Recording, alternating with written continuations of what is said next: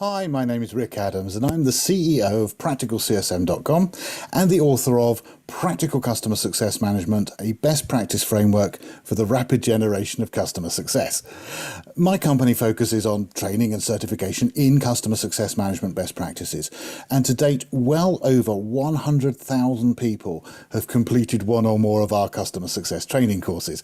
And we at Practical CSM are delighted to be bringing you this short series on customer success management in conjunction with our partner 111. 111 is based in Toronto, Canada, and provides 55,000 square foot of state-of-the-art open concept seating and private offices specifically for growing technology companies. Now, what sets 111 apart and makes them uniquely different is their programming and support for founder members and employees at all levels of rapidly scaling tech companies. And Practical CSM is delighted to have been chosen by 111 to be their business partner for customer success, training, coaching and consulting. Today in this Tech Startups mini-series, I'm going to be asking a couple of questions. What is customer success? And when should tech startups begin worrying about it? So let's make a start with that first question. What is customer success? Great question. Well, in fact, I'm going to ask two questions. What is customer success and what is customer success management? So starting with CS, customer success, well, the clue's in the name, obviously. It's customer success. It's the customer being successful. Specifically, it's the customer being successful about using our product or service. We, the supplier, we supply our product or service into the customer. They've then got to use that to generate some kind of value. Maybe it's going to make them more productive, or maybe it's going to increase their quality, or maybe it's going to help them bring more products to market more quickly, or distribute their products better, or whatever it is. So perhaps it's a marketing tool, perhaps it's an accounting or finance tool. Whatever it is that we're providing, that is how we need to be thinking about it in terms of measuring the success. It's the ability that the customer has to turn our product into something useful and generate an ROI. It costs them money to purchase our product and service. What does it bring back in return? Is it higher than the costs? Let's hope so. And if so, well, what is the proportion? What is the return on investment? That is customer success. What's customer success management? Well, that's like a formal process of trying to maximize that customer success and help the customer to do so. Generally, or traditionally, it's been up to the customer to work out how to make a success of our product. We give them the product, we shake their hands, wave them goodbye and wish them good luck. Well, that's in the old world.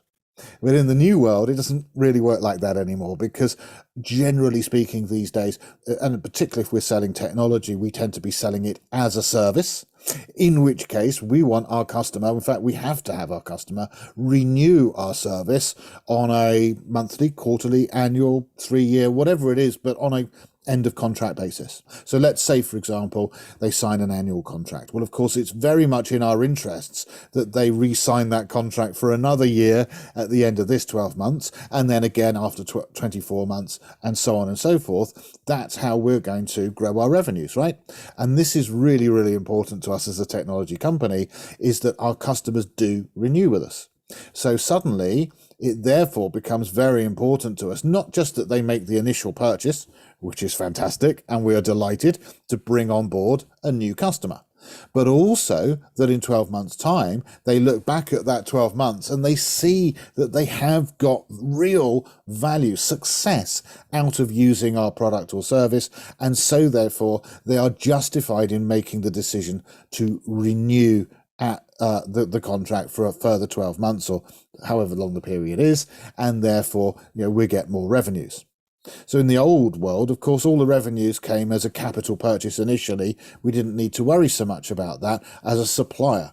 Now, as a supplier, we very much do need to worry about this, because we don't get it all up front as a capital purchase. Effectively, we get far less coming in, but it comes in regularly year after year, which actually has some cash flow benefits, but there is a risk out there that what if the customer changes their mind? What if the customer thinks it's a great product, but then doesn't implement it very well? I mean, it may be a great product, might be the perfect product or service for them, but if it wasn't implemented well, if it wasn't followed up, if it wasn't properly used and managed, well, then, of course, in 12 months' time, the customer might turn around and say, look, sorry, we didn't get value out of this. I don't see the point in us signing this contract for a further 12 months. So this is customer success, and then customer success management kicks in.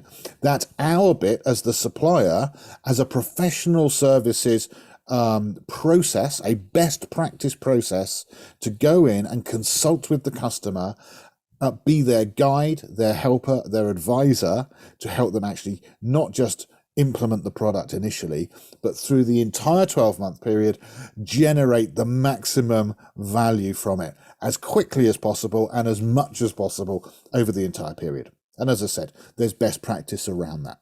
So that's customer success and customer success management. That's what it is. So the other question we were asking, if you recall, was, well, when should tech startups start worrying about these sorts of things? I mean, is this sort of down the line somewhere, or should we be thinking about this, right from the get-go, or in 2 years, or what's the recommendation, Rick? It's a great question. And I'm not saying here, actually, that one size necessarily fits all. I would say that there are some variables that we need to consider. And I would say that the first thing that I would consider about this is the complexity of your offering, the service or the product that you offer. If you're selling me chewing gum, I don't need a customer success manager to know how to use your product. You put it in your mouth, you chew it. It doesn't require a lot of instructions or a lot of expertise. It doesn't require experience, having done it in lots of different situations, to be able to apply it to this new, slightly different situation. It's a different mouth, but you still unwrap it and you put it in, right? Start chewing. Well done. So in this instance, a very low complexity product may either need less customer success management or no customer success management. The second consideration is the maturity of your customer. How good are they at consuming your type of product or service? So if you've got very mature customers, perhaps quite mature organizations, they've been around a long time, they're quite large organizations, they're complex themselves, they've got lots of departments with lots of people in it who are very professional and have got lots of best practice already written down and documented and all the rest of it. And you're saying to them, well, we've got this accountancy software, or we've got this market research software, or we've got this XYZ software, and we're wondering how much help you need in getting it to the point when you're getting value out of it.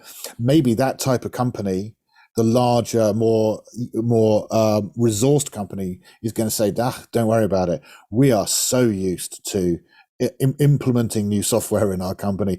We know all about change management best practice. We're really good at taking new software, getting it implemented, getting our users up and running on it, and getting them to be experts in it very quickly. And we've got it all worked out. We don't need a lot of help. Maybe a different customer might give you a very different result. Maybe they would be saying, well, absolutely, we're completely new to this. We've never used software of this topic at all whatsoever. And of course, I'm saying software, you may sell something else. We've never used a product of this type whatsoever before. We need lots of hand holding. Yes, please help us to get the value, because we don't know what we're doing. So again, just to reiterate, two variables: the complexity of your product and the maturity of the customer in getting value out of that sort of product. So those are the two considerations that I would give in terms of asking the question, how important to my company is customer success management likely to be? I mean, customer success, definitely. Whether it's chewing gum or whether it's the most complex of complex things, customer success, we want the customer to be saying, yeah, that's fantastic, I'm getting lots of value out of this product. But do they actually need any help? Customer success management, that's when we consider the complexity of the product or service and the needs of the customer, the maturity level, the level of expertise that they have, whether they would like or need to have a lot of hand holding and guidance, or whether in fact they're more of a DIY type customer who can manage perfectly well on their own. So, with those things in mind, we need to consider then, well, what would be the impact in that type of situation, i.e., where there is complexity and perhaps where there is a need within customer organizations for some help to overcome that complexity and get value out of it? What happens if we don't put customer success management in place? Well, effectively, what we get is a higher churn rate. So a churn rate, as I'm sure you're aware, churn refers to the numbers of customers who purchase your product in year one on a renewable contract and who do not renew the contract. So the churn are the ones who don't renew, and obviously the renew rate is the ones who do. So if you've got, I don't know, 100 customers in year one and maybe 80 of them renew, well, then your churn rate is 20% and your renewal rate would be 80%. Nice and easy.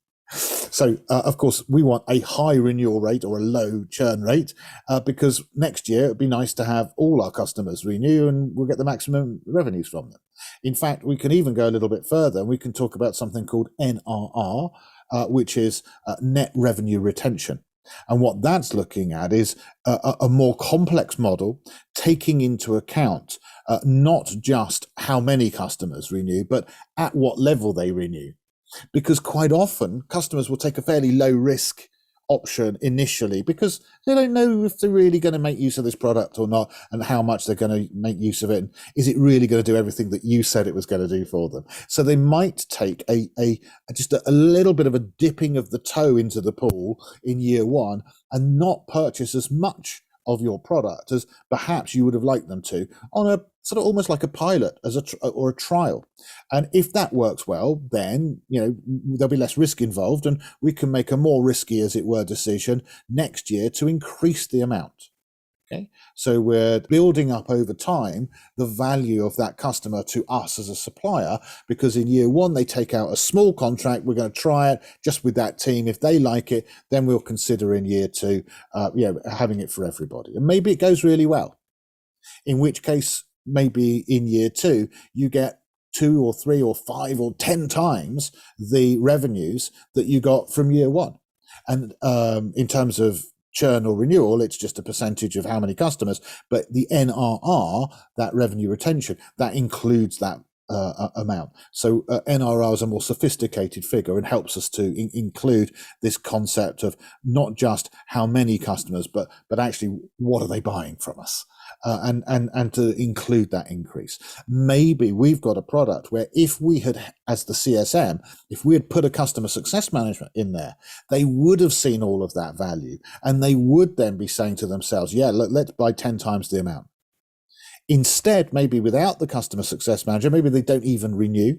So not only have we lost the 100% of the amount that they bought last year, maybe we've actually lost 10 times that amount in what they would have bought this year had we have done a good job through customer success management. So you can see here how important customer success management might be. Think of it like if you imagine your revenues like water in a bucket, and you fill it in from the tap or the faucet at the top, and that's your new customers' sales going into the bucket.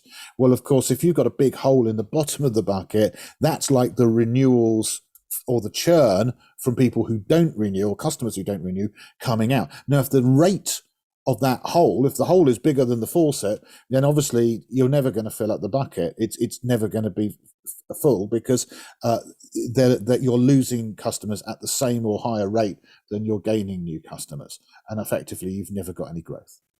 Now, if you look at it the other way around, first of all, we can cork up that hole or at least reduce it. You're always going to get some churn. Okay, there's always going to be some customers who for whatever reason are going to need to walk away, nothing necessarily to do with anything you did wrong or that the product did wrong. It just wasn't a right fit, or for other strategic reasons they have to do something different now.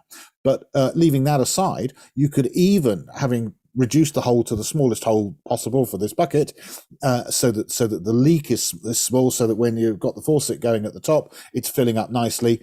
You could also say that customer success management even adds another tap, pushing more water in at the bottom, because it's the renewal tap. So you've got your net new customers faucet, and you're turning that on as fast as your account managers and your sales team and your marketing team can help you to do. And then you've got a second faucet that you can turn on with your customer success managers, again, together with your account managers, working together then to increase the level at which existing customers renew by tenfold or whatever, if at all possible. And so therefore you've now got a bucket that's filling up very quickly. You're seeing growth within your organization. So those are the considerations. And I would add one other consideration to the question, well, is it the right time for us as an organization? I would say, what are your investors advising you?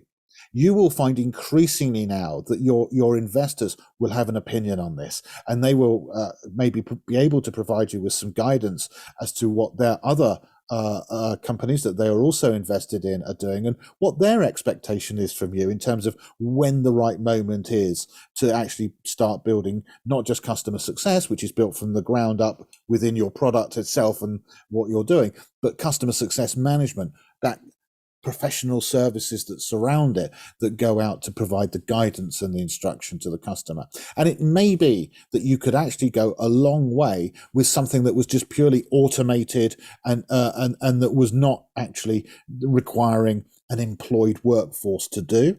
So you can do a lot online, and you can do a lot with community. And maybe you can also double up the role with people initially, so that they are the account manager and the customer success manager, so that they are the technical support and the customer success manager initially. But as you grow in your needs and sophistication and diversification of roles needs to take place, so that you have specialists who are excellent at what they do. And so once you're scaling up a little bit more, you then need to bring in that customer success management team. Then you've got to start considering, well, that's obviously an overhead. So we've got our overhead of the cost of employment of additional staff, and that's the big overhead. The cost of the equipment, the cost of management, and so on and so forth. So there's got to be a justification for that. There needs to be a business plan written and a proposal up to the top team to say, this is what it's going to cost us, but look at what it's going to give us back in terms of that NRR and reduced churn and increased value to our customers that's going to make them love us and come to us. And also, by the way, differentiation from our competitors, which is another great thing to think about. So I hope that this has given you, as tech startups, some food for consideration about, first of all, making sure you're clear on what customer success is, which you probably were, what customer success management is, that professional services best practice of helping customers to achieve maximum customer success in the shortest time period. And then also some of the thoughts and considerations that I might go through as a consultant, sitting down with a tech startup to say, well, look, is it right for us? And is this the right moment for us? So as mentioned, my name is Rick Adams from practicalcsm.com, and this has been brought to you as a mini series for tech startups in conjunction with our customer, 111. I hope you've enjoyed it, and we'll see you again in future episodes. Thank you. Bye-bye.